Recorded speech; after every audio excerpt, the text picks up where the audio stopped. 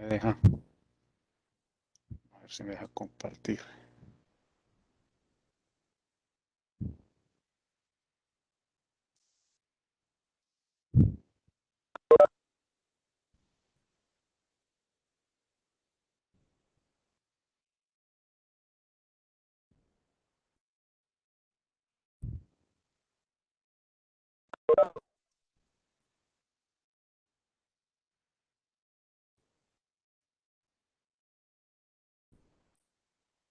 No me deja compartir, pero yo chequeo mi señal de internet a ver cómo es que estamos aquí.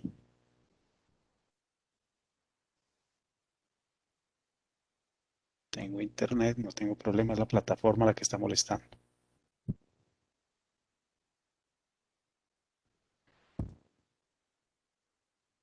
¿Ustedes me están escuchando bien?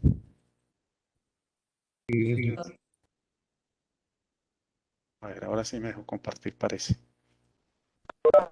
Me informan si estoy compartiendo.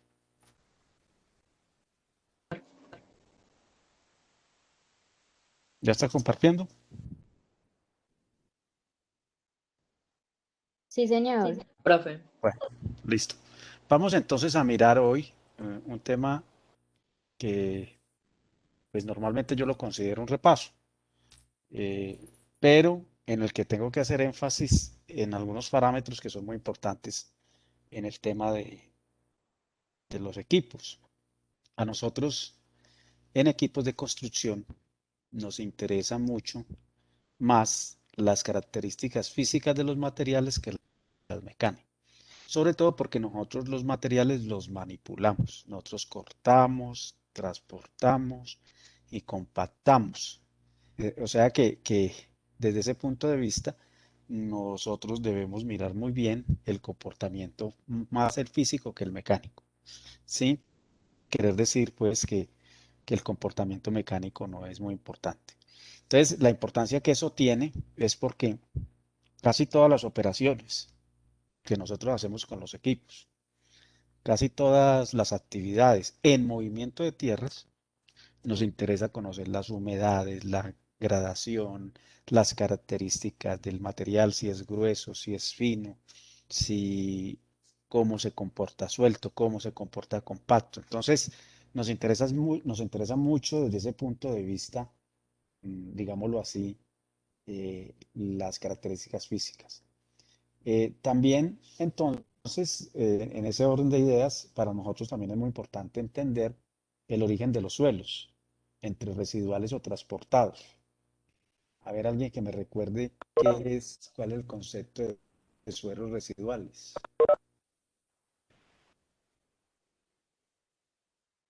Los participantes, a ver qué tengo aquí. Tengo 28 participantes ya.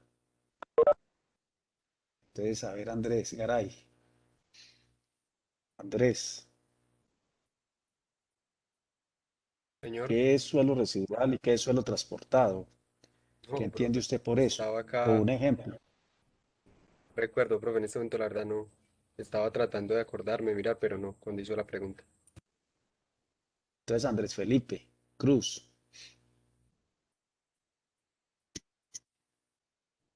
¿qué se entiende por eso? Esto es puro repaso, eso lo vieron en Profe, ¿puedo geología, repasar yo? desprende de en geología o en el que se geotecnia, ¿lo vieron? desprende de una roca, de un material rocoso, pues de un estrato. ¿Quién está hablando? Juan Pablo Campo. Le estaba pidiendo a Andrés Felipe Cruz que hablara Ah, qué Buenas, pena. profe. Es que sí me escucha. perfectamente. Eran suelos residuales. Es es como el suelo que queda dependiendo del tipo de roca que se desprende de un estrato o así. Pero ¿por qué se desprende? Mm, Por meteorización, Por meteorización, por ejemplo, ¿sí? ¿Y los sí. transportados cuáles son? Te digo que yo lo tengo por acá anotado, Como, profe. como su nombre Pero lo no me acuerdo. indica, como su nombre lo indica, son suelos que ¿qué? Pues pero se transportan por Por, fenómenos o porque son. transportados. Normalmente es por el agua, por el aire, Sí, ¿cierto? Por el viento, sí, una erupción volcánica, sedimentación y así. ¿cierto? O sea, se forman en un sitio, pero son trasladados de forma natural. No es la artificial que hacemos nosotros con un cargador y eso, no. Sí, así No, como por ríos y así. es por un proceso natural, o sea, el viento, es por el agua, en el caso de los ríos, etcétera. Muchas gracias. Y entonces, en ese, en esa mirada que le tenemos que dar a los materiales, hay unas características de los materiales que nos interesa mucho. Una de ellas es la granulometría. ¿Qué es la granulometría, Ángela?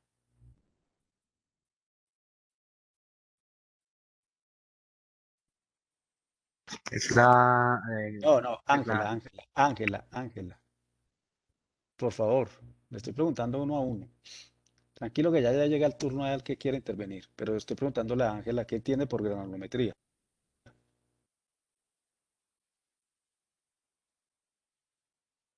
Ángela,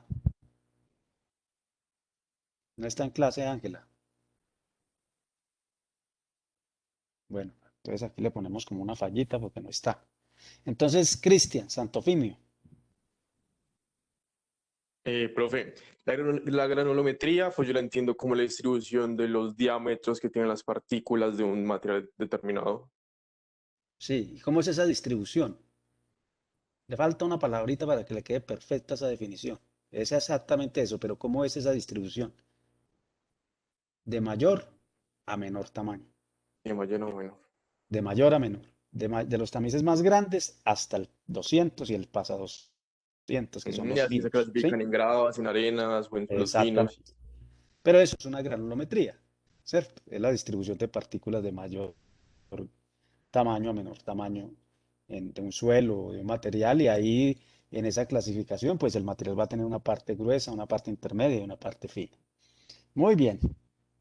Y entonces ahí es donde nosotros decimos es grava, es arena, es limo, es arcilla, ¿sí? Ahí, en la granulometría.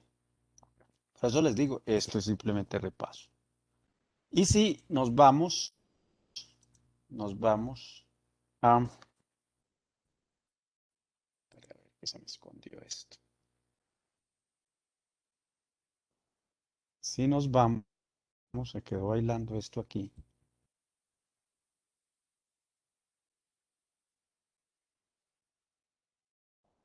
Problemas con la conexión parece.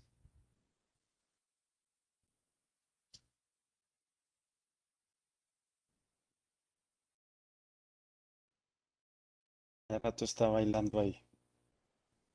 Entonces, digamos que desde el punto de vista de características físicas, esas primeras propiedades nos acercan mucho a, a lo que son los materiales, a, a su comportamiento. El hecho de que un material sea grueso, intermedio o fino, me da a mí la posibilidad, ahora sí, de, de manejar para determinadas actividades un material, o más bien, dependiendo de esos tamaños, de esas características, de ese comportamiento de los materiales, pues yo le puedo dar un uso. Pero también hay otras propiedades muy importantes que vienen al caso, como es, por ejemplo, el contenido de humedad. Entonces, a ver en ese orden de ideas, digo Alejandro Londoño, ¿qué será el contenido de humedad entonces? ¿Qué entiende por contenido de humedad?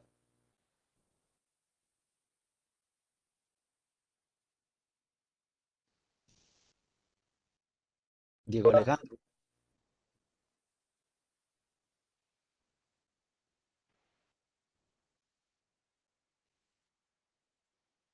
tampoco está Diego Alejandro, se conectó y se fue. Felipe entonces, Diego Alejandro no vino. Felipe Martínez,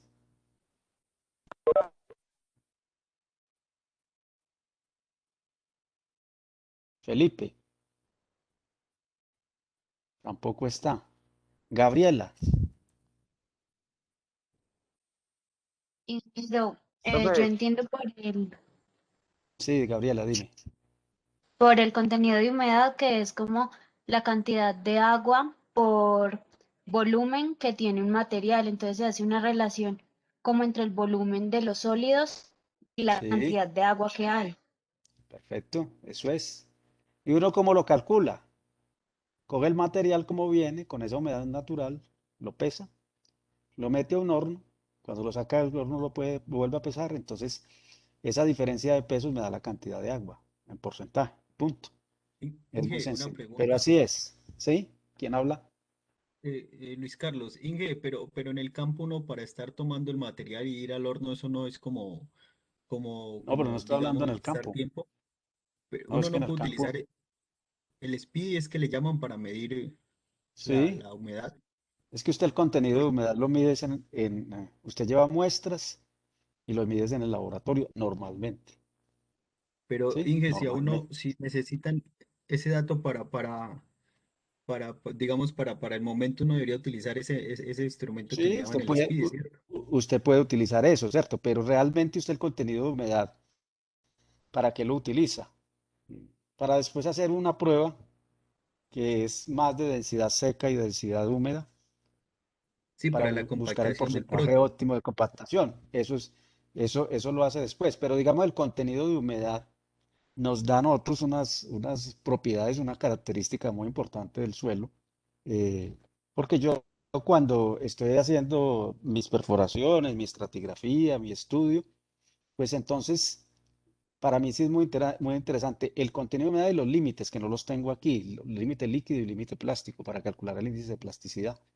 Y eso nos ayuda a nosotros a entender cómo trabajar un material, porque es importante el contenido de humedad en un proceso de movimiento de tierras, porque de la forma del valor que dé ese contenido de humedad, yo puedo trabajar más fácilmente las máquinas, los materiales. Entre más humedad tenga, más dificultad tengo yo para hacer los cortes. Y obviamente sí que más dificultad voy a tener para hacer los rellenos o terraplenes. Entonces, una cosa es el diseño del laboratorio y otra cosa es en obra. En obra, usted tiene muchas formas de controlar la humedad, pero normalmente, mm, ¿qué es lo que pasa con la humedad? Aquí la manejabilidad, sobre todo en los suelos finos, limos y arcillas, en condiciones de humedad es muy compleja. Y entonces hay momentos en que esas humedades de los materiales se acercan al límite líquido. Y los suelos residuales derivados de cenizas volcánicas tienen un comportamiento muy diferente a los demás suelos desde el punto de vista de la humedad y de los límites. Por eso es importante conocerlo, ¿cierto? Entonces, mm, uno de antemano hace, o sea, tiene la posibilidad de hacer muestreo, a piques y sondeos, toma de muestras, algunos ensayos se hacen in situ, los otros se hacen en el laboratorio. Mm, digamos que eh, junto con otros parámetros, nosotros podemos determinar, es muy útil el contenido de humedad para estos temas de estabilidad o de inestabilidad de laderas, que es el tema que sigue, que tiene que ver con la cohesión y el ángulo de fricción interna. Entonces, íbamos en Gabriela, entonces Helen, ¿qué entiende por fricción y cohesión?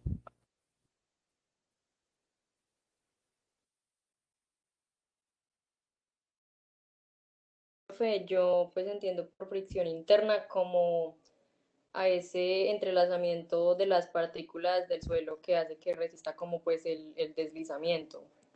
Sí. ¿Y la cohesión?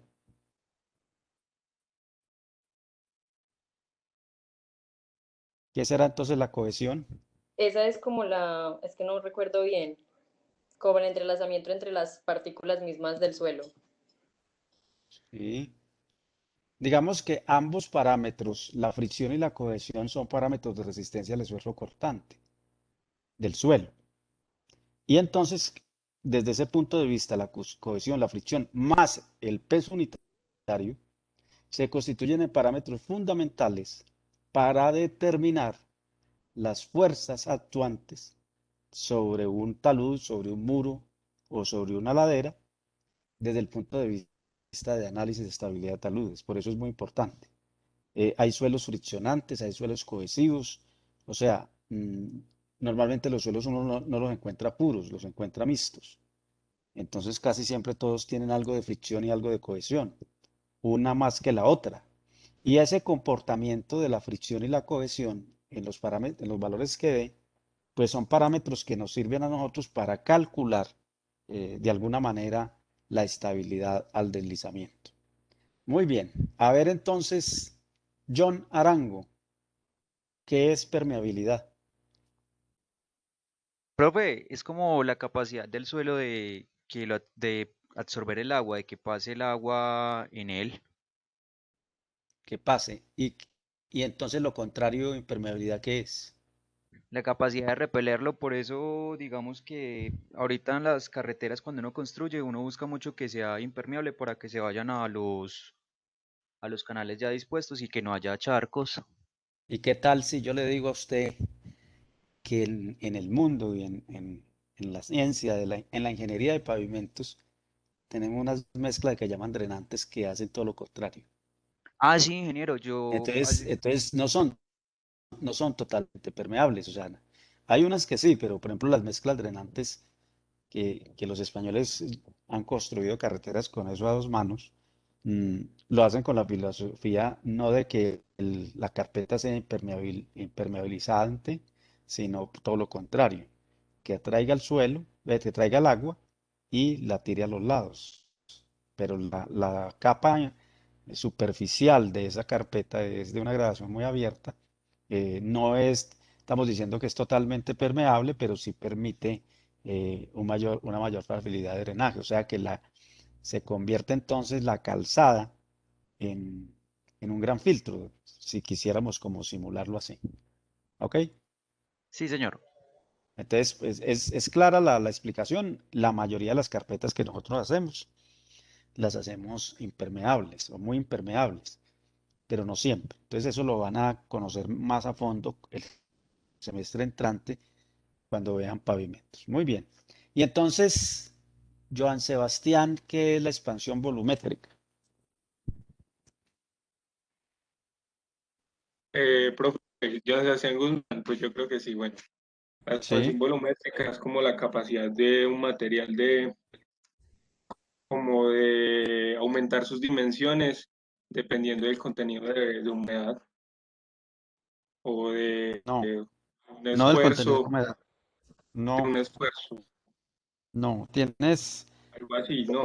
empezaste como Messi, la definición, y la remataste como Joan Sebastián, ¿cierto? O sea, a uno le pasa eso, sí, o sea, uno empezó como un Profe, tiro. no, no es Sí, con sí.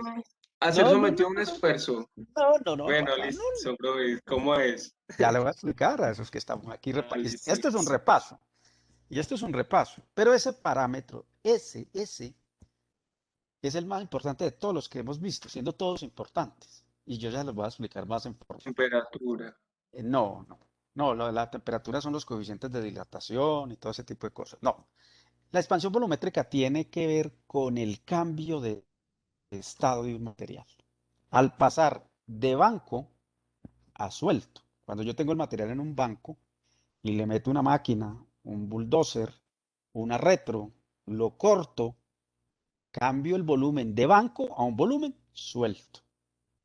Entonces esa expansión que sufre el material, o sea, un metro cúbico en banco no es lo mismo que no me da un metro cúbico suelto, me da más, porque el material se expande, cambió, ¿cierto? Cambio de estado, ¿sí? Simplemente por una operación que nosotros hacemos. Y después, esa es la expansión. Y lo contrario a ese concepto que es la contracción, es cuando yo cojo ese material suelto y lo compacto. Entonces sufre una contracción con relación al volumen en banco. O sea, que yo podría decir que si yo corto un metro cúbico y suelto de un material, me da X metros cúbicos más, y con ese material construyo un terraplén, no soy capaz de llegar al mismo volumen exactamente que tenía el material en banco. ¿sí? Entonces son tres estados, ahora los vemos bien. Listo. Vea lo fácil que eran esas definiciones, era un repaso.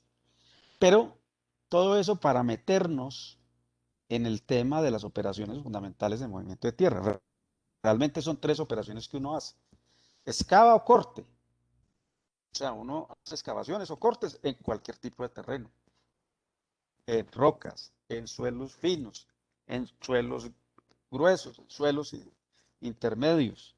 Uno tiene diferentes tipos de terreno y dependiendo de ese tipo de terreno, pues utiliza diferentes equipos para hacerlo, ¿sí? O sea, tenemos máquinas para hacer ese tipo de excavaciones.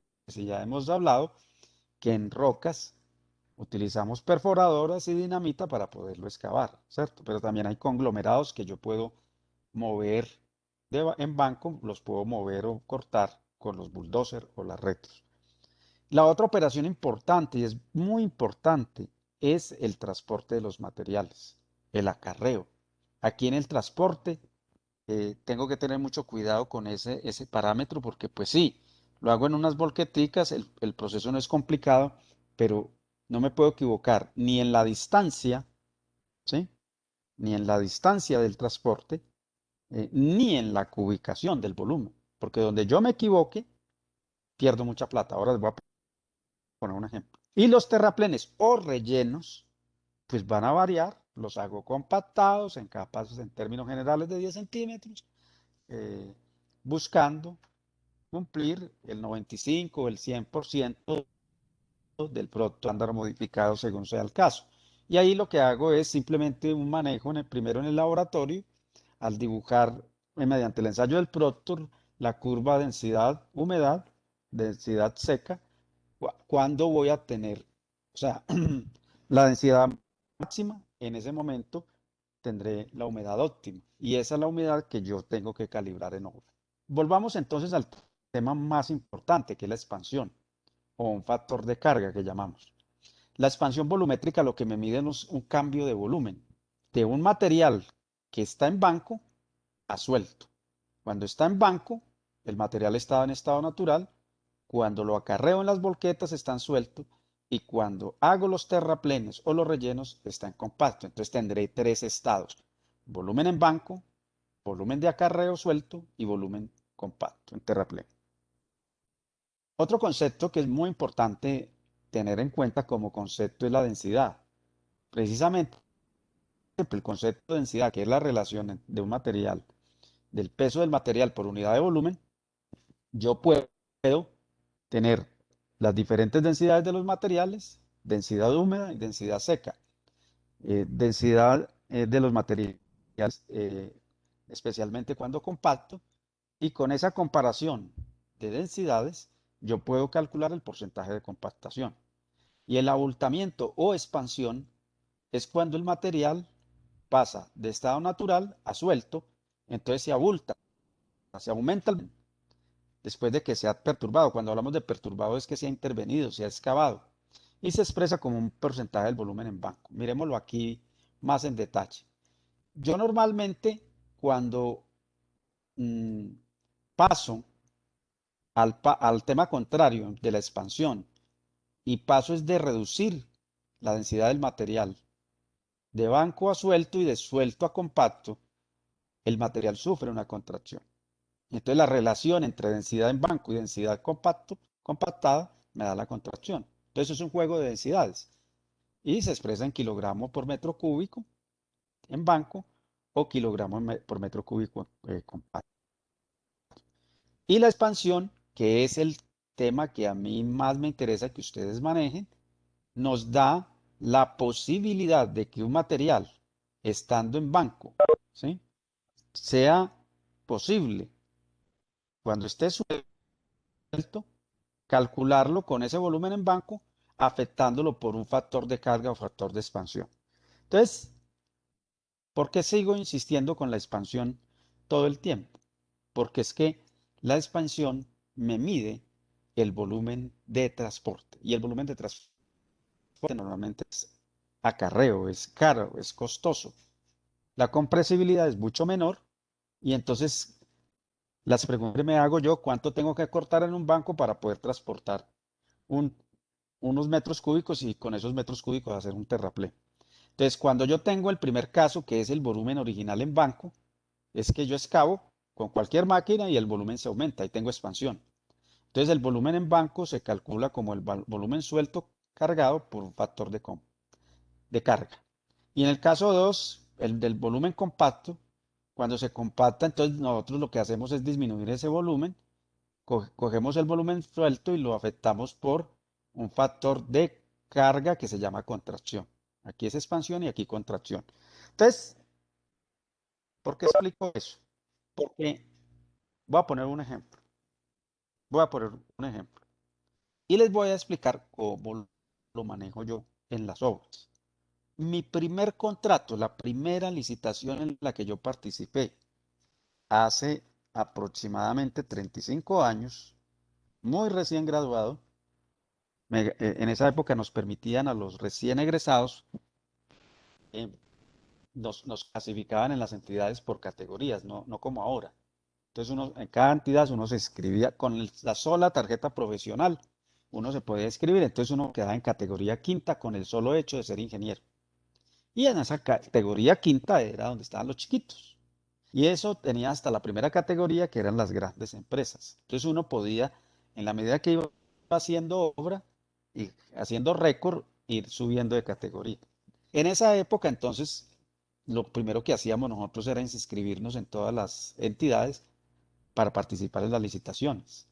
Y efectivamente nos ponían a licitar a los chiquitos con los chiquitos y a los grandes con los grandes. No es como hoy en día que es a la guerra todo mundo, ¿cierto? Entonces los grandes se quedan con la contratación y casi que a los recién egresados no tienen ninguna posibilidad de trabajar.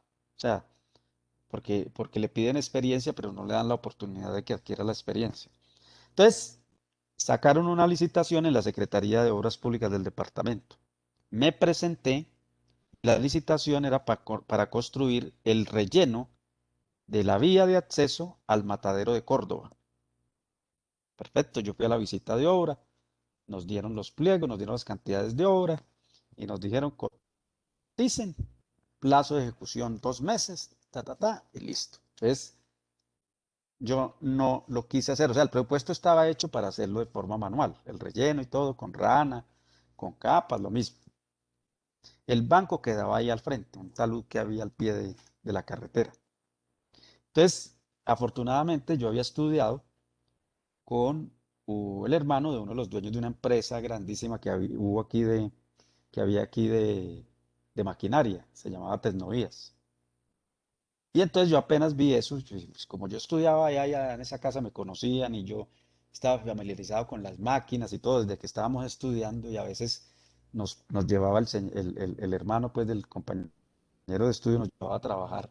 Entonces le dije al dueño, a Carlos Mogollón, le dije, venga Carlos, me invitaron a esta licitación en Córdoba, ¿usted por qué no me la cotiza? Yo la hago, la piden cotizar a mano, pero ¿usted por qué no me cotiza este trabajo con maquinaria?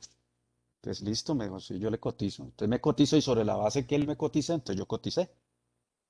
Resulta y sucede que me gané la licitación. La licitación. Me la gané. Y obviamente yo empecé a trabajar. Entonces me mandó toda la maquinaria. Eh, con maquinaria lo hacíamos en una semana. A mano lo hacían en 2 meses. Entonces lo que usted le costara más en maquinaria lo compensaba con toda esa mano de obra que había para que pagar 2 meses. Entonces, simplemente yo coticé en una semana los costos, y me la gané.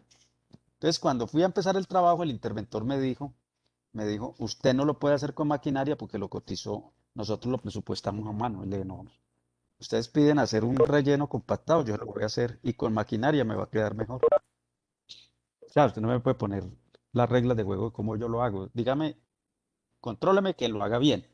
Bueno, empezamos a trabajar. Cuando llevábamos la mitad del relleno hecho, se coparon las cantidades de obra del contrato. A ver qué pasó. Entonces yo no quise parar porque si yo paraba y se me llenaba ese hueco de agua, se me dañaba todo el trabajo. Entonces ordené terminarlo. Y el interventor me dijo, no le pago sino hasta donde va el contrato. Lo otro usted lo regala, se lo regala al departamento. Punto. No, no, un momentico, que es que el problema no es mío. Ustedes tienen mal calculado el volumen, revisémoslo. Nos sentamos con el topógrafo de ellos y lo revisamos. Claro, ¿qué hizo el topógrafo? Cogió la topografía, la rasante, calculó el volumen de carteras y lo afectó por el 30%. Y con eso calculó el volumen y dio las cantidades de obra para acarreos y para todo. Entonces, obviamente, ese factor de expansión que todo el mundo calcula con el 30% no es cierto. Entonces, apréndase una cosa, porque además la tabla que ya les voy a dar es porque yo la he medido en mis obras. O sea, pueden colocar ahí Made in Uriel. O sea, yo la he medido y es muy útil para cuando van a hacer presupuestos, cuando estén en obra. Y ya les voy a decir cómo se controla y cómo se calcula en obra ese factor de expansión. Porque usted lo ve en una fórmula, es lo más sencillo, la fórmula vale nada, pues la fórmula es muy sencilla, el problema no es la fórmula, sino el cómo lo tengo en cuenta bien. Entonces yo he encontrado en todas las obras que he hecho que en los suelos finos, limos y arcillas o mezclas de ellas, el factor de expansión está entre el 60 y el 75%, medido para suelos residuales derivados de cenizas volcánicas como el nuestro, y no el 30%. Entonces ahí está la razón por la cual en ese contrato estaban desfasados. Lo calcularon teóricamente como están los libros de geotecnia y resulta que no es así. Es entre el 60 y el 75%. En los materiales granulares, gravas, afirmados, bases granulares, subbases granulares, el factor de expansión está entre 30 y 35%. Y en las mezclas asfálticas, en caliente, cualquiera que sea ella, oscila entre el 18 y el 25%. Esos datos los he medido. Y ya les voy a explicar cómo los he medido. O sea, yo todo lo mido. Más adelante van a mirar que yo mido todo. O sea, yo les voy a mostrar unos formatos. Yo todo lo mido porque después de que me pasó eso, entonces, claro, a mí, si a mí no me pagan el 50% del error, pues había sido el primer contrato y la primera quiebra. Pues me había quebrado. Porque además, a Ted Novías, al amigo, le dije, usted por favor me hace el trabajo y me lo tiene que fiar, porque no tengo que pagarle. El anticipo que me dan no me alcanza para pagarle. Cuando me paguen, le pago. Fue el negocio que hice yo, a la palabra, no firmamos ningún papel. Efectivamente me gané el contrato, él me hizo el trabajo, se demoró 4 días, ¿sí? Realmente 4 días efectivos, y esperó a que me pagaran y yo le pagué, y ya, así fue el negocio. Entonces, afortunadamente estaba de secretario de obras en don Héctor Polanía, el papá de Luis Fernando Polanía, el actual vicerrector, que había sido mi director de tesis y todo, mi profesor en la universidad. Entonces le pedí una audiencia con él y le expliqué, venga, doctor Polanía, vea lo que me está pasando. Este es me preguntó usted cómo le fue le ha ido con el contrato. Le dije, mal, estoy quebrado. Y le expliqué, le dije, pero es que no es culpa suya, le llamé al ingeniero, lo llamó. Venga, este errorcito, ¿quién lo cometió? Le dijo, no, nosotros, que es que el topógrafo, que es que la expansión. Y le dije, entonces, si nosotros cometimos el error, el ingeniero, ¿por qué nos va a tener que regalar la mitad del terraplén? Camine, vamos a Córdoba y me muestran cómo quedó eso. Entonces nos fuimos todos. Y efectivamente, cuando él fue, ya estaba terminado el relleno y bien hecho. Habíamos hecho los ensayos, todo. Estaba listo para entregar. Y entonces yo le dije, y me dijo, ¿usted por qué no paró? ¿Usted por qué no paró cuando copó las cantidades de obra? Le dije, porque pierdo más plata. Porque donde yo pare ahí y eso se quede ahí y le caiga un aguacero, me daña lo que hice, entonces pierdo más. Entonces yo preferí terminar y después venir a reclamar. Si usted no me lo paga, pues perdí, o sea, no sé qué voy a hacer. Demandar al departamento será. Pero si ustedes me lo pagan, pues yo, o sea, pago lo que valió el trabajo y me queda una plata, obviamente. Entonces, les hice la reclamación, se justificó y me lo pagaron. Desde ese momento, como me pasó eso, y el volumen que había, la diferencia de volumen era monumental. Empecé a interesarme por el tema de por qué los factores de expansión cambian dependiendo del material. Y entonces, de ahí en adelante, siempre mido la expansión, ¿Por qué? Porque es que la expansión nos lleva a convertir el material en material suelto. Y ese material suelto es el que nosotros transportamos. Y el transporte vale un infierno de plata. Entonces, si usted se equivoca en el factor de expansión, no lo tiene en cuenta, o lo calcula mal, o le pone a todo el 30%, está condenado a perder mucha plata. Entonces, los presupuestos muchas veces, yo cuando estoy revisando un presupuesto, lo primero que voy y les miro es cómo calcularon la expansión y si lo tuvieron en cuenta en los unitarios. ¿Por qué? Porque, porque es difícil después arreglar un chicharrón de esos, o sea, porque estamos hablando de mucha plata. Entonces, ¿cómo lo mido yo? Yo todos los días en mis obras, los ingenieros y los inspectores y los topógrafos tienen que trabajar sincronizado. Entonces, secciono transversalmente la vía cada 10 metros con topografía de lo que se vaya a hacer. Cuando llegan las volquetas que voy a colocar el material en ese tramo, entonces enrazo las volquetas y las cubico. Ahí tengo el volumen suelto.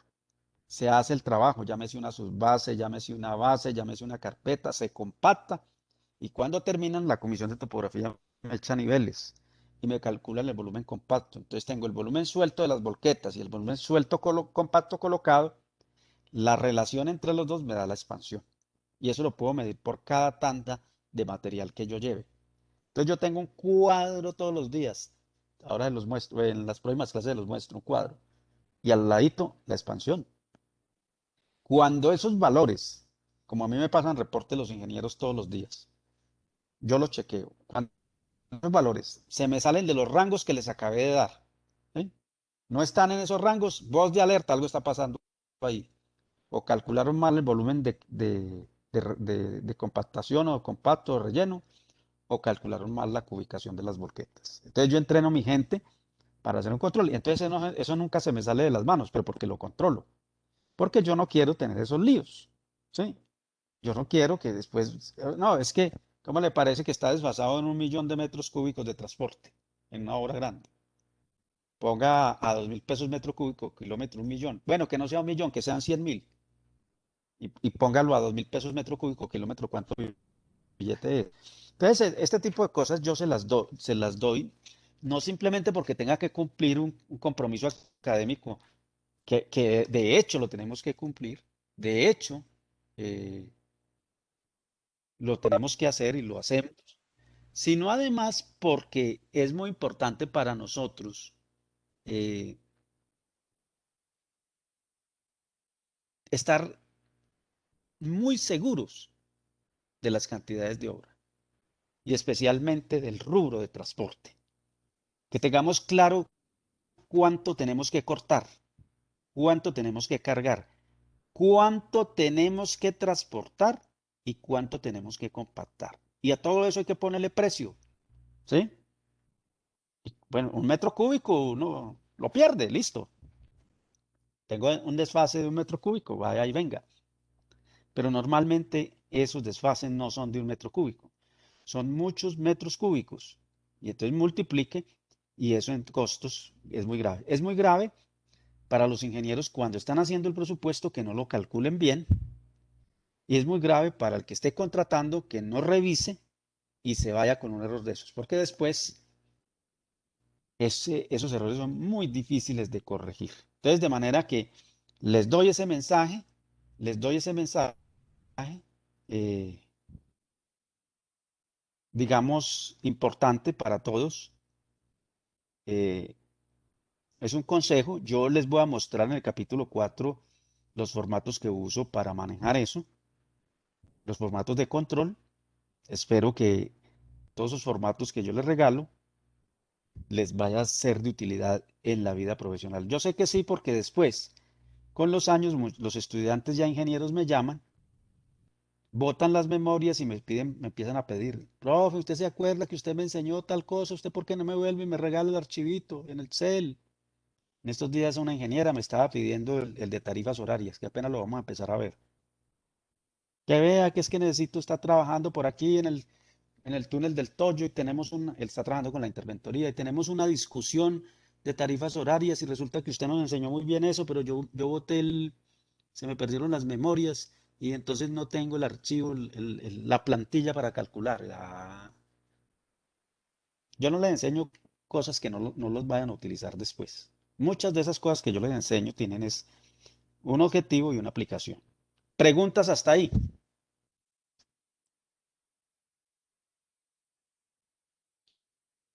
Ángela y Diego dice que tiene problemas con el micrófono. Ángela que no escuchó. Bueno, recuerden, Diego, Ángela y todos, que la vida es de oportunidades. El que está, está. ¿Ya? Es que algunos se me conectan y se van. ¿Sí? Ese es el problema de la virtualidad. Se van.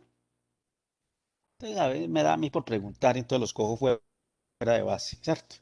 Como siempre hay una disculpa, la señal que puede ser válida, el internet, la plataforma, bueno, siempre nos pasa algo. Entonces, preguntas hasta ahí.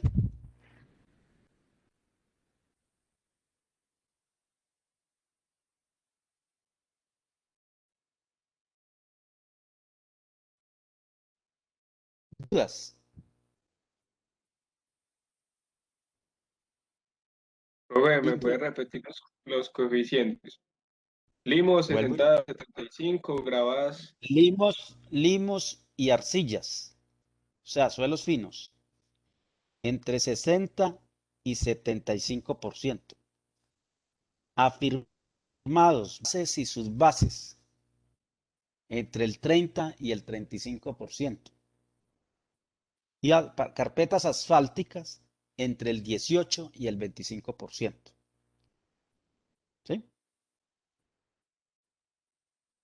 Y bien pueda colóquenle quien da la fuente, la doy yo, o sea, yo la he medido. Sí, no la he sacado de ningún libro, las he medido durante muchos años, entonces por eso tengo rangos. Y es muy bueno tener esos rangos en la cabeza porque cuando uno está trabajando y mira un informe y ve un dato raro, entonces uno se da cuenta que hay un error. Ahí mismo se da cuenta, venga, aquí hay un error. No puede estar dando eso. Con eso me pasó una cosa muy curiosa. En Buenaventura, yo tenía un ingeniero residente y allá resulta que estábamos echando asfaltos modificados con polímeros, recuerden. Ese asfalto nosotros nunca lo habíamos calibrado bien y lo habíamos medido la primera vez que en Colombia echábamos eso. Entonces resulta que cuando empezamos a colocar el asfalto me empezó a llamar el residente ingeniero. Como yo le entrego unos formatos de control diario de obra y ahí en esos formatos está el control de la expansión. Ingeniero, ¿cómo le parece que estoy calculando aquí la expansión y no me da? Yo creo que esos valores de expansión no pueden ser eso debe ser porque el material es modificado con polímeros. Entonces le dije, hombre, volúmenes. Revise, usted ya midió las volquetas bien, que ese es el volumen suelto. Y el topógrafo ya revisó la sección transversal. Que sí, bueno. No fue capaz. Me tocó irme de Cali a Buenaventura rapidito a ver cuál era el enredo, porque eso hay que pararle bolas. Y le dije, bueno, hagamos pues un tramo de prueba aquí, a ver. Camine pues, les enseño. Subamos a las volquetas, enracémoslas. Es que las volquetas no se miden con un recibo que nos dan en la planta, no señor. Se miden en el sitio, se cubican. ¿Cuántos metros cúbicos reales? Claro, habían medido mal el volumen suelto. Pero también se puede equivocar el topógrafo calculando el volumen compacto, las secciones transversales. Entonces, eh, es una forma fácil de controlar y se vuelve una rutina de trabajo. Además, porque tienen una ventaja. Los acostumbra a que todos los días miden. Entonces, yo tengo todos los días información de lo que va ejecutado. No a final de mes o esperemos que llevemos un avance. No, todos los días miden lo que se hace. Punto. Entonces, todos los días. Eso implica un esfuerzo grande de trabajo en el campo, pero también de oficina apenas termina la jornada. Entonces, el que sea topógrafo y quiera trabajar conmigo, le toca duro. Le toca duro porque yo lo pongo a moler todos los días. Obviamente, les pago horas extras y les doy unas bonificaciones y todo eso, ¿cierto? Porque es muy importante tener uno la información diaria, en tiempo real. no cada mes, no cada que me acuerdes, todos los días hay que tener la información. Si usted quiere administrar bien un contrato, tenga información todos los días. Si no, perdió el año. Entonces, de manera que los invito a eso, ¿cierto? A que tengan en cuenta este concepto que es muy importante para todos. ¿Preguntas adicionales? Yo miro a ver qué más hay acá en el chat. ¿No hay más? ¿Alguna pregunta adicional o está todo claro?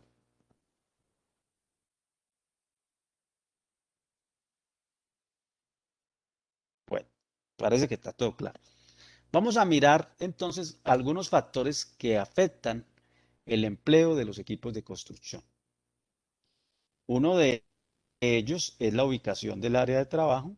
La ubicación del área de trabajo es muy importante.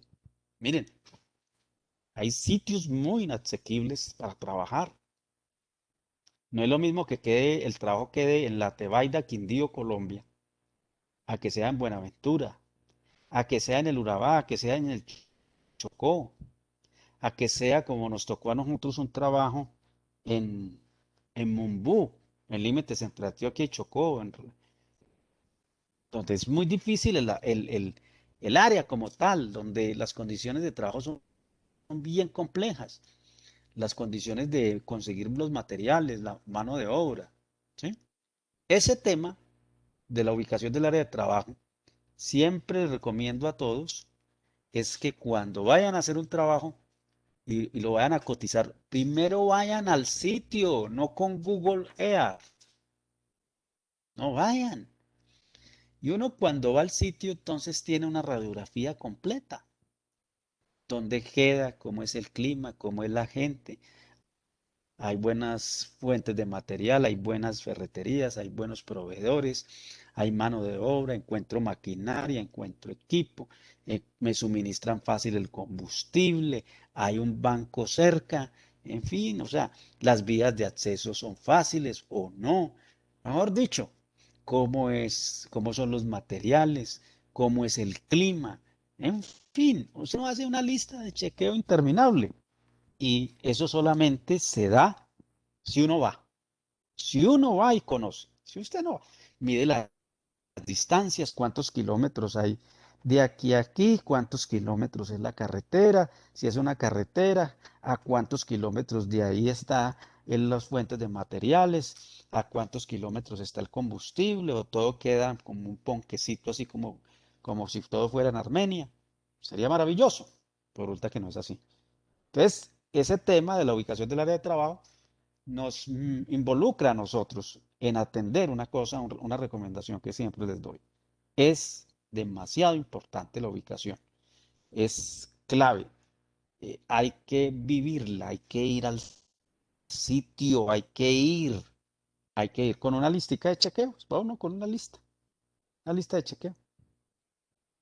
Cuando uno va a la visita y hace toda la investigación, y vuelve, ya tiene un concepto más aterrizado en dónde es que uno se va al trabajo, a hacer el trabajo. Mire, otro tema, los temas de seguridad. A mí me ha tocado trabajar en sitios donde la carretera, para un lado era la guerrilla, para el otro lado eran los paramilitares, y yo caminaba por la mitad, en la frontera entre los dos, ¿sí? Por decir algo, por colocar un ejemplo en los temas de seguridad. Entonces, de manera que la ubicación del área de trabajo es clave, es importante. No la deleguen, háganlo, vayan ustedes mismos. Ahí entonces también entonces el tema de las vías de acceso es muy importante. Yo les decía que una de las cosas que yo miro primero es si me cae una mixer, ¿sí? No siempre cabe una mixer. Hay vías donde es muy difícil salir, las volquetas incluso, las máquinas, o hay sitios donde no hay vía de acceso hasta el sitio. Toca construir la vía de acceso, me ha tocado también. Construir la vía de acceso para llegar a donde están los materiales, también me ha tocado. Lo otro es qué tipo de material hay ahí. Eh, hay buenos fuentes de material, qué tipo de suelos son, se consiguen fácil, o me toca ir como me tocó en Buenaventura, irme para Cali a comprar, ¿cierto? Todo ese tipo de cosas solamente se da si uno va y hace la visita. La distancia y tipo de acarreo. ¿Qué distancias voy a manejar desde las fuentes de material al sitio donde voy a hacer la obra? ¿Qué tipo de volquetas me caben? ¿Qué tipo de maquinaria puedo meter? ¿Soy capaz de meter una maquinaria grande o no soy capaz? ¿Puedo o no puedo? La topografía del sitio, la pendiente es muy importante. Mire la pendiente. Porque las máquinas, especialmente las volquetas, sufren mucho cuando estamos trabajando, saliendo con los materiales cargados en sitios de pendientes muy fuertes. Y obviamente el clima y temperatura, que es clave. Si el clima, si yo estoy en un sitio donde los 12 meses del año, como en el Chocó, llueve 8, 9 o 10 meses, estoy jodido. O sea, o como en Buenaventura, que llueve todos los días. Entonces tengo que diseñar una estrategia para trabajar allá. ¿Sí? Entonces, es a eso que me refiero, ¿sí? Y eso solamente uno lo vive o lo calibra en el momento en que hace los recorridos, ¿sí? Que hace los recorridos. Miren, miren factores adicionales que hay que analizar. Las características de la rodadura. No todas las vías son pavimentadas. No todas las vías tienen buen afirmado ni buen mantenimiento. Entonces, el equipo de transporte, que son las volquetas, sufren mucho cuando las condiciones de rodadura son muy, muy, muy malas. A mí me ha tocado hacerle mantenimiento a las vías. Por ejemplo, cuando yo estuve en el norte de Caldas, a mí me tocaba caminar por todo ese corredor desde Aguadas hasta Salamina, ¿sí? Y el tramo Salamina-Pácora es muy malo. En esa época no estaba pavimentado. Pues para que las volquetas me llevaran asfalto desde Arma hasta Salamina, me tocaba hacerle mantenimiento a la vía que estaba sin pavimentar, con niveladora, material y todo. ¿Para qué? Para que las volquetas pudieran pasar cargadas con asfalto, con los materiales para hacer esa pavimentación. ¿Qué equipos debo usar para cargar, por ejemplo? ¿Qué resistencia tiene esa rodadura? ¿Será que si meto volquetas doble troca y tractomulas, el piso me aguanta? Porque hay zonas muy inestables. Bueno, esto ya es con relación a los vehículos. ¿Qué, qué capacidad de motor tengo que tener en esas volquetas? ¿Qué resistencia tiene ese terreno? La penetración de los neumáticos. Cuando estoy en un pavimento rígido, flexible, no tengo ningún problema con eso. Pero si estoy andando por una carretera con falta de mantenimiento, ¿sí? Con muy poquito afirmado, pues tengan ustedes la plena seguridad que ahí las pobres volquetas van a sufrir, se van a enterrar. Le toca llevar uno equipo para jalar las volquetas y es lo que no queremos, eh, porque se vuelve un acabadero de volquetas. Entonces lo mejor cuando sucede eso es hacerle mantenimiento. Obstrucciones físicas, también. Hay vías de esas de segundo y tercer orden que escasamente tienen unos negativos, unos fallos a mitad de la banca donde no cabe ni siquiera una volqueta. Entonces esas obstrucciones físicas o derrumbes hay que sacarlos o hay que ampliar para que las volquetas pasen. El volumen de material o producción necesaria, sobre todo en las fuentes de material, si tengo los volúmenes que voy a necesitar, porque hacer un trámite de licenciamiento ambiental y minero para que nos dejen explotar una fuente de material y que no nos dé los volúmenes, pues ahí perdemos el año, que eso cuesta plata y mucho tiempo, más o menos se demora 1 o 2 años en sacar esas licencias. El otro factor que tiene que ver la habilidad de los operadores. En eso hay operadores de operadores. Yo he tenido buenos, regulares, malos y perversos. Cuando uno tiene un operador bueno domina la máquina, le rinde, la cuida, pero no, o sea, yo puedo poner en dos máquinas nuevas en igualdad de condiciones, dos operadores distintos y les rinde diferente, porque la habilidad de cada uno y la experiencia de cada uno de ellos es diferente. Y la capacidad de mantenimiento, o sea, es el sitio donde yo voy a ir a trabajar, puedo acceder, puedo hacer fácilmente a que empresas especializadas o nosotros mismos le podamos hacer mantenimiento a las máquinas, ¿sí? Es fácil llegar, es fácil, si me quedo varado, conseguirle un repuesto y llegar con el repuesto en menos de 24 horas. Y lo otro es la disposición de materiales. ¿Dónde los voy a disponer? Si voy a estar sacando material para fabricar concreto, afirmados, bases, subbases o asfalto, pues obviamente necesito patios de maniobra importantes que me quepan un volumen importante de materiales. ¿Preguntas hasta ahí?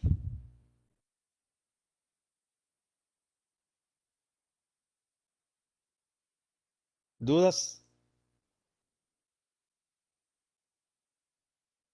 Inge, usted Aquí el ahí que chat dice, mencionó de las partes así como que hay conflicto, y uno cómo hace, ¿verdad? En esa situación como para operar, porque hay lugares que digamos que hasta la misma gente que está construyendo para el pueblo se meten con uno que está construyendo, por así decirlo. así es, así es. Hay dos tipos de conflicto allí. Uno son los conflictos sociales con las comunidades y el otro es el conflicto con los actores del conflicto, pues guerrilla y paramilitares, como lo llamen ahora, ¿cierto? A mí me tocó trabajar en una época en carreteras en Colombia donde fue muy difícil, donde la guerra estaba en pleno furor, ¿sí? Ustedes no han vivido eso. Entonces ustedes que están tan jóvenes tienen, tienen una visión de país que es el país sobre el que ustedes nacieron y han vivido. Pero yo tengo otra, muy distinta, porque yo he sido secuestrado por los actores del conflicto, ¿sí? Yo he sido amenazado, yo he sido declarado objetivo militar con mi familia. Entonces, y simplemente porque no queremos negociar, porque no pagamos. Entonces, sencillamente me ha tocado en todos esos sitios donde he trabajado que le he comentado, muy difícil. Cuando estuve en la carretera Armenia-Ibagué, ahí me tocó con el Frente 50 de las FARC 3 años respirándome en el oído, ¿cierto? Trabajé 3 años, no les pagué un peso de vacuna. ¿Por qué?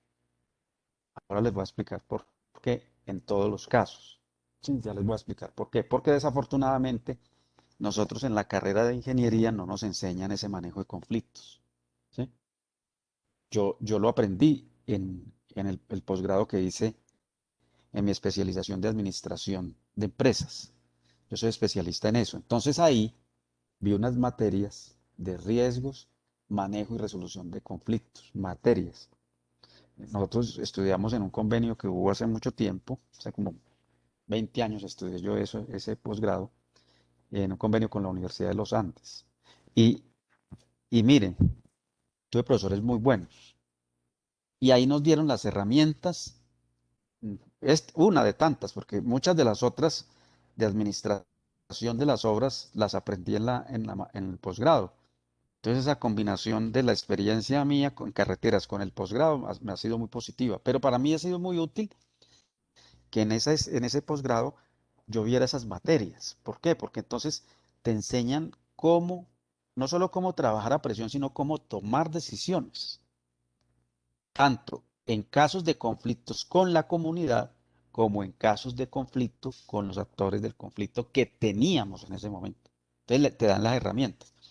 Yo lo que creo es que, pues, afortunadamente ustedes van a tener menos presión que la que nosotros tuvimos, ¿cierto?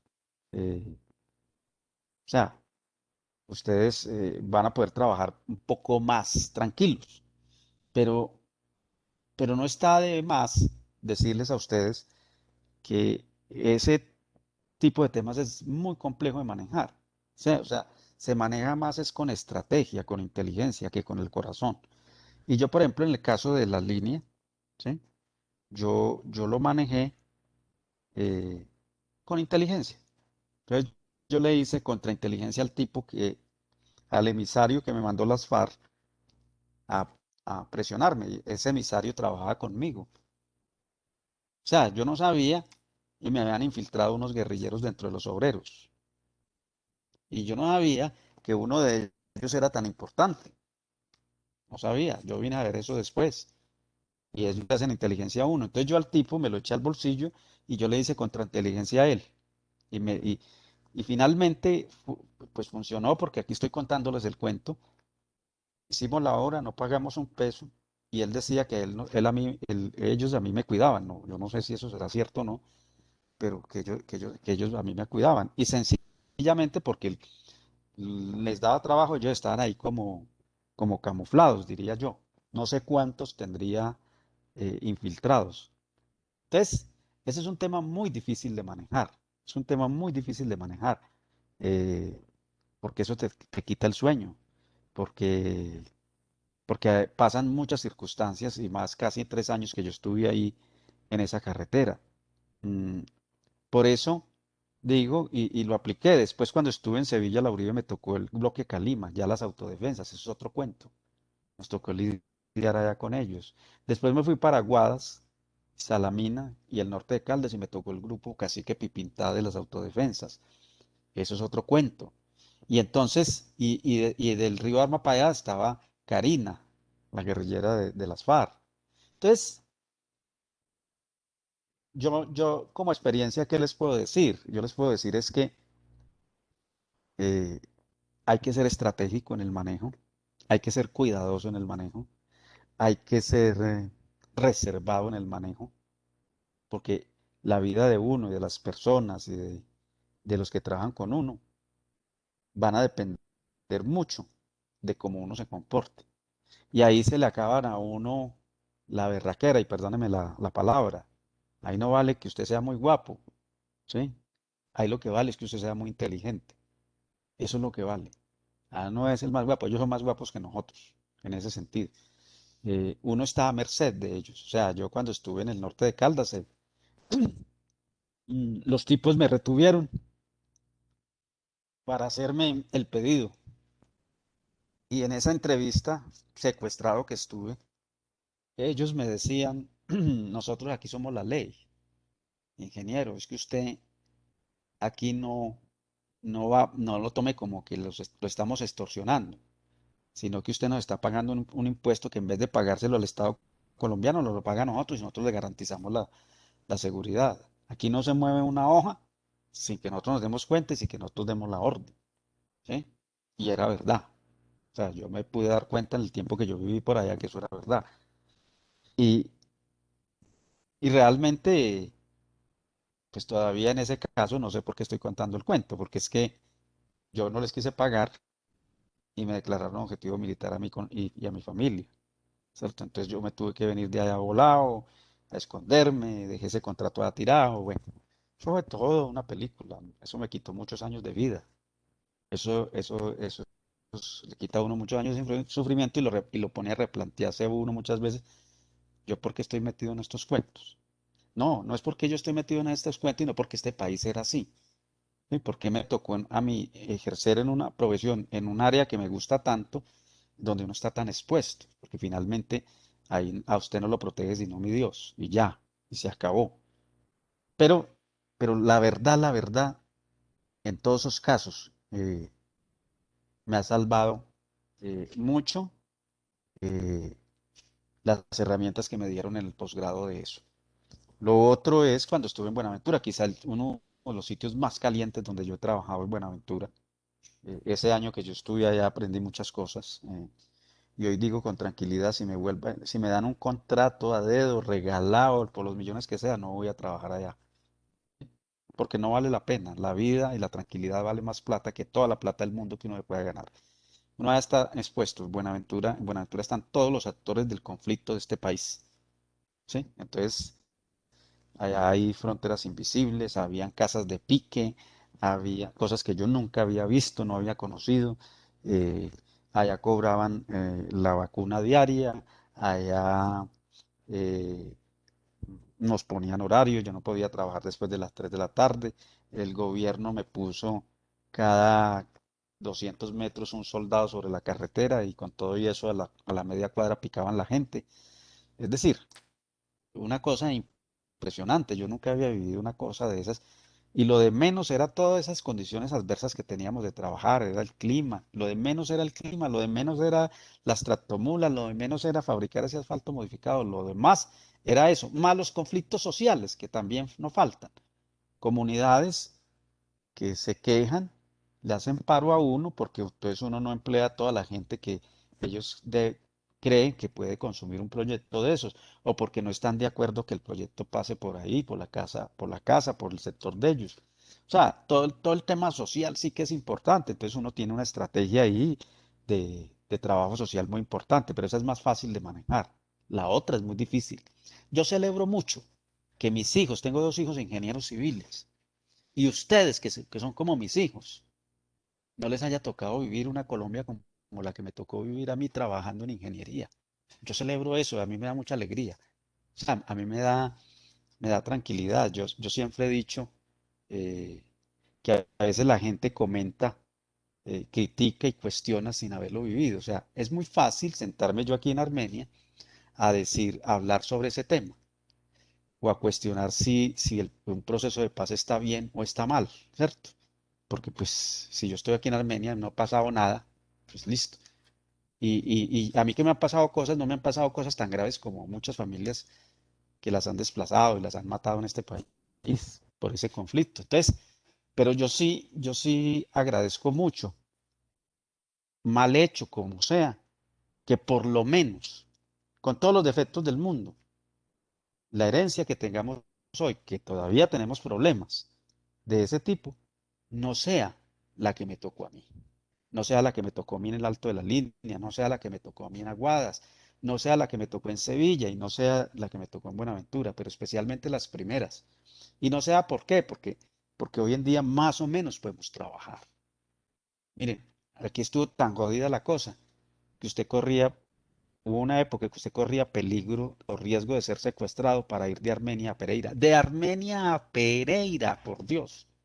Entonces, les digo eso porque yo como ingeniero, que me he caminado en gran parte de este país trabajando, que lo conozco, que lo viví, que lo sufrí, hoy en día miro hacia atrás y digo, hombre, qué bueno por estos muchachos, que no es que les va a tocar color de rosa, pero no les va a tocar tan duro.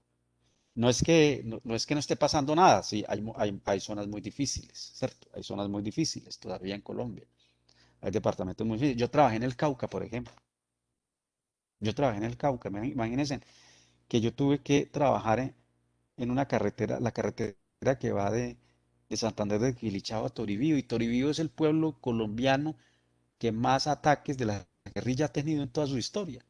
Y allá vivía ese tema, en esa carretera estábamos haciendo unos gaviones. Yo no era contratista, era el interventor, pero me tocaba ir allá.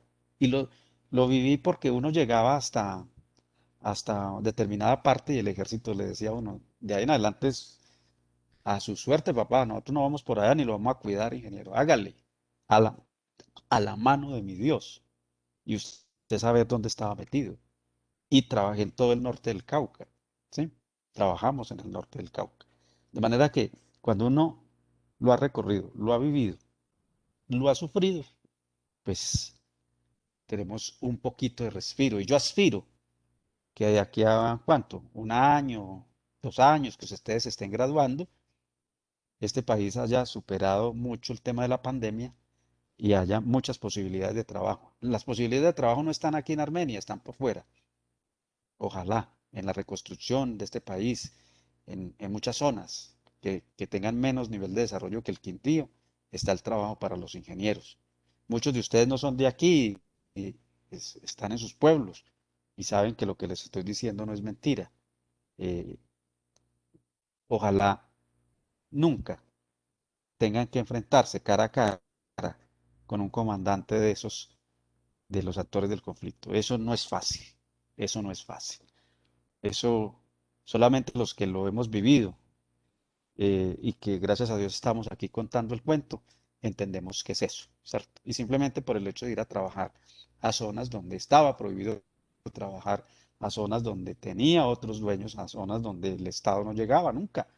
O sea, no llegaba y yo los vi, yo lo viví. Entonces, ese tema, gracias a la pregunta que me estaban haciendo, ese tema es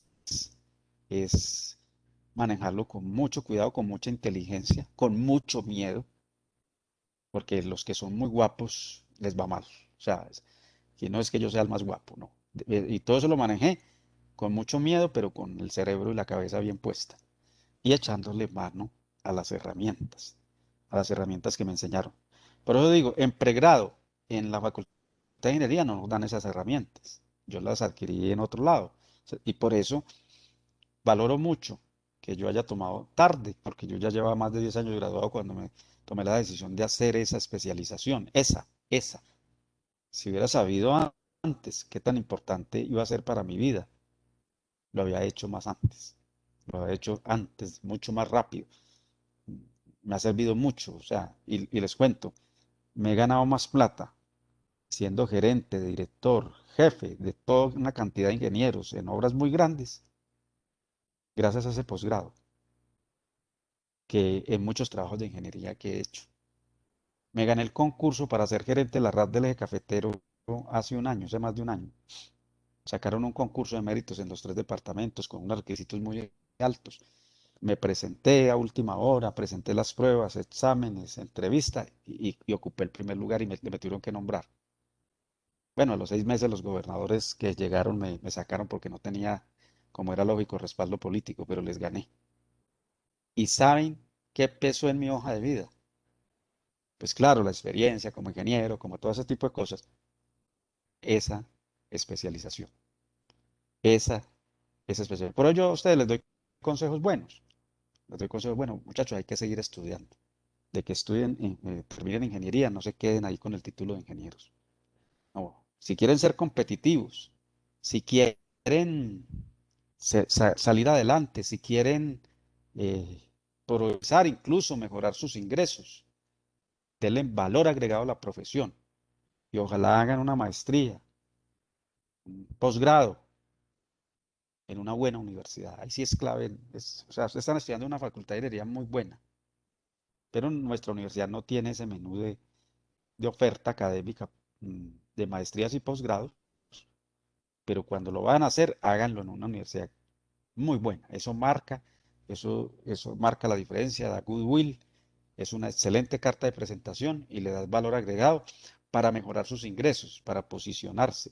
O sea que y vuelvo y repito, independientemente del área en que se quieran especializar, no importa, no se les olvide echarse al bolsillo, más temprano que tarde, un curso de esos de administración.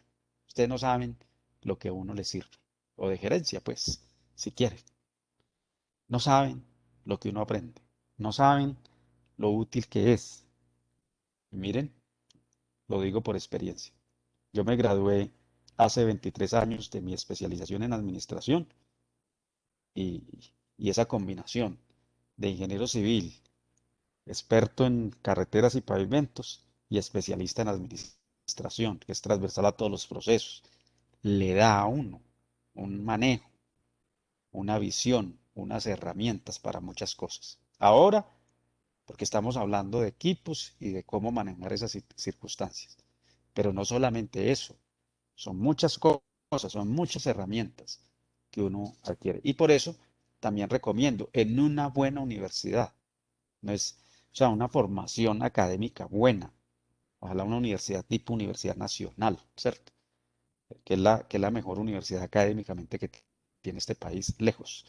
Entonces, digamos que eso se los doy a ustedes como experiencia, pero también como recomendaciones, para que ustedes, ahora, claro, yo sé que todos están ávidos de salir a trabajar, pues que pueden trabajar y estudiar, ¿eh? Pueden trabajar y estudiar, ¿sí? Yo tengo mis 2 hijos, ya la niña se me va a graduar de magíster, se graduó de especialista en vías y ahora magíster en infraestructura y transporte de la Universidad Nacional de Colombia. Y el hijo está haciendo la maestría, ya hizo la especialización, la maestría en gerencia de proyectos de AFI. Y en esa área de administración es una de las mejores. ¿Sí? Entonces ahí les voy dando puntadas. Pero si usted quiere estudiar otra cosa, estructuras, hay unas universidades muy buenas. Si quiere estudiar, mm, por decir algo, toda la línea de aguas o la parte ambiental, o hay otros que quieren las estructuras.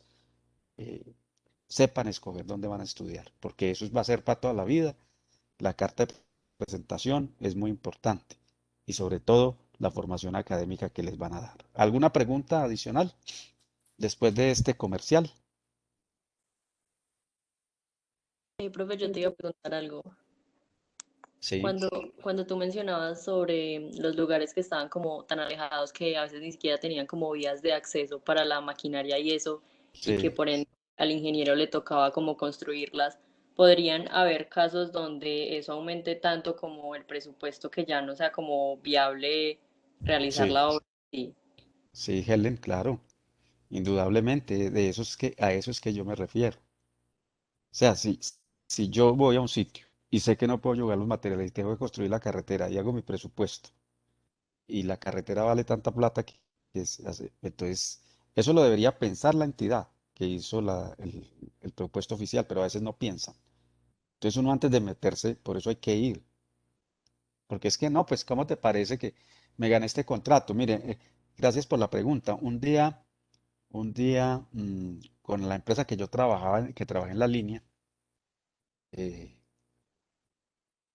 me dicen, nos vamos a ganar un contrato en San Andrés. Entonces me dice el ingeniero Álvaro, me dice, vaya y eche usted una miradita a ver cómo es eso. Entonces todo el mundo piensa en San Andrés, paseo, playa, rico, ¿cierto? Y era hacerle la rehabilitación a toda la vía perimetral de San Andrés, en concreto, no en pavimento rígido, sino en pavimento hidráulico de concreto. Y yo me fui a mirar. Tema número uno, estamos en la isla, ¿no? ¿De dónde trae usted el cemento? No había en esa época plantas de concreto ni nada. ¿De dónde usted trae el cemento? ¿De Barranquilla, de Santa Marta, de Cartagena? Sí, puede ser. ¿Cuánto vale? Por vía marítima. Entonces me puse a averiguar precios y por cercanía y todo salía más fácil y más barato traerlo de Nicaragua, ¿cierto? Traerlo de Nicaragua. Otro tema, el agua. Recuerden que allá hay dificultades con los servicios públicos, el agua para fabricar concreto. Pues no se puede usar agua de mar. Entonces, ¿cómo vamos a resolver el tema con la empresa de servicios públicos apenas nosotros empecemos a tener un consumo importante de agua? Por eso decir algo. Lo otro, la mano de obra. No había mano de obra especializada. Pues, ¿qué van a saber ellos de hacer un pavimento? Saben de turismo, de pesca, de otras cosas, pero de eso no sabían. Entonces vine y le di un reporte a don Álvaro. Vea, esto. Entonces, ¿sabe qué decidió? Él hizo las cuentas. Dijo, no me meto a esa licitación. Tomó una decisión. Pero porque yo fui a mirar y le traje un resumen. Vea, si usted quiere hacer ese trabajo bien hecho, lo estaba apenas cotizando. Tenga en cuenta esto. Y fui y le averigüé cuánto valía traer no solo el cemento, sino los triturados, las arenas y todo desde Nicaragua. ¿Cuánto valía? ¿Cuánto valía? Y salía más barato que llevarlo de Cartagena o de cualquier puerto colombiano. Entonces, todo se vuelve un tema de que yo les quiero llamar la atención es de que se vuelve un tema de que nosotros esa circunstancia, de esa visita previa antes de meterse uno en un problema, de pronto cotizar, ahí me doy cuenta yo si me entran las volquetas, si no me entran, si me entran los materiales, si lo consigo fácil, si es bueno, cosa que no pude hacer en Buenaventura, porque cuando llego a Buenaventura el contrato estaba ya en ejecución. Pero si a mí me ponen hoy en día a mirar un trabajo en Buenaventura, yo sí le digo los pecados de Buenaventura y hacemos un propuesto, pero teniendo en cuenta eso. Después, si tengo tiempo, que creo que sí, les voy a mostrar un análisis que hice del trabajo en Buenaventura con esos aspectos, con los cortes de energía, con que llovía todos los días, con los problemas de orden público. Y saqué un análisis de cuántas horas efectivas diarias trabajaba uno allá. Entonces, muy difícil, muy difícil. Y usted en teoría dice, no, en Buenaventura, hace cualquier trabajo que quiera, sí, vaya, hágalo y póngame en blanco y negro las condiciones de trabajo y verá que no es tan fácil. ¿Ok? ¿Alguna otra inquietud? Ingeniero, en los casos Sí. en los que usted mencionaba que muchas veces el terreno no soporta ciertas volquetas, eh, ¿qué opción hay? ¿Cómo se lleva el material hasta el sitio? Primero, una opción es utilizar volquetas más pequeñas, que no es muy conveniente, pero toca. La otra es, dependiendo del daño, o hago un muro de contención y arreglo el camino, o le hago una variante para eludir el problema si puedo. ¿Eh? Entonces, lo importante es tenerlo en cuenta, o sea, por eso yo digo, hay que hacer los recorridos con visión de ingeniero. Venga a ver, y yo me voy a traer por este camino unas volquetas cargadas con tantos pesos, las volquetas, si pueden pasar o no pueden pasar. En otros casos colocábamos rieles antiguos del ferrocarril, como simulando un puente, ¿sí? En algunos casos. Bueno, eso depende del caso particular, pero pues lo importante es uno percatarse y darse cuenta qué es lo que tiene que hacer para poder tomar una decisión. O definitivamente por ahí no voy a ser capaz de pasar las volquetas, tengo que buscar otro camino, otro recorrido, quizá el más largo. Y si son más kilómetros, me cuesta más plata, ¿cierto? Entonces, situaciones como esas lo llevan a uno a tomar decisiones, pero solamente recorriendo. ¿Alguna otra inquietud? ¿Dudas?